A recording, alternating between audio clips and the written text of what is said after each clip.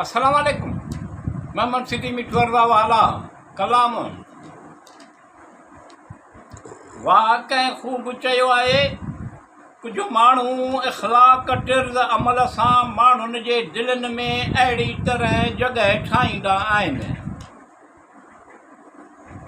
जो उन्हनि जो नालो वठण सां ई मुहबत ख़ुलूस जा अहसास जाॻंदा आहिनि।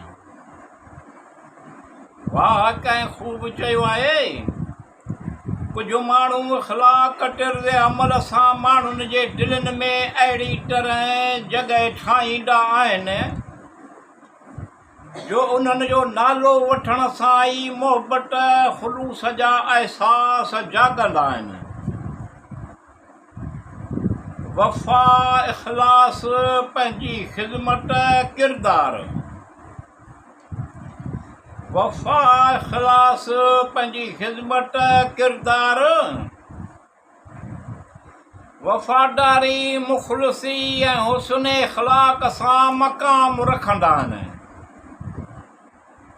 वाह कंहिं ख़ूब चयो आहे, कुझु माण्हू इख़्लाक़ तिर्ज़ अमल सां माण्हुनि जे दिलनि में अहिड़ी तरह जॻह ठाहींदा आहिनि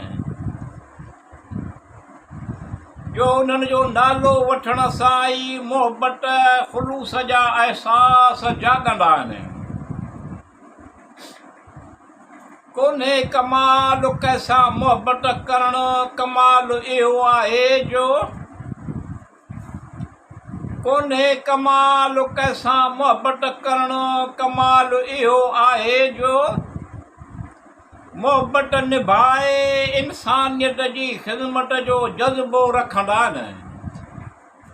वाह कंहिं ख़ूब चयो आहे, कुझु माण्हू इख़्लाक़ तिर्ज़ अमल सां माण्हुनि जे दिलनि में अहिड़ी तरह जॻह ठाहींदा आहिनि जो उन्हनि जो नालो वठण सां ई मुहबत ख़ुलूस जा अहसास जाॻंदा आहिनि।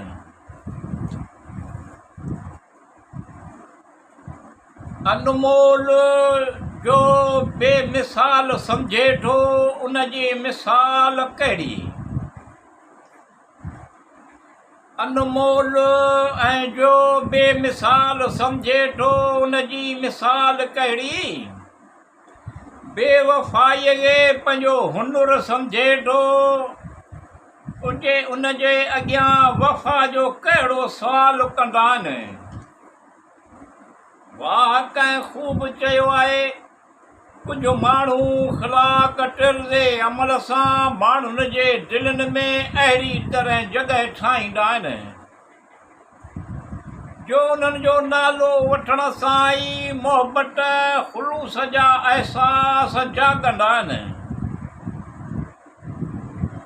पंहिंजे हैसियत मुताबिक़ हर शख़्स सां, पंहिंजी हैसियत मुताबिक़ हर शख़्स सां तावन करण जी कोशिश कंदा आहिनि। वाह कंहिं ख़ूब चयो आहे, कुझु माण्हू इख़्लाक़ तिर्ज़ अमल सां माण्हुनि जे दिलनि में अहिड़ी तरह जॻह ठाहींदा आहिनि जो उन्हनि जो नालो वठण सां ई मुहबत ख़ुलूस जा अहसास जाॻंदा आहिनि। बावफ़ा बाहया ख़ूबसूरत हसीन माण्हू उनखे, बावफ़ा बाहया ख़ूबसूरत हसीन माण्हू उनखे हिकु दोस्त बल्कि हमदर्द ऐं ख़ैर ख़वा सम्झंदा आहिनि।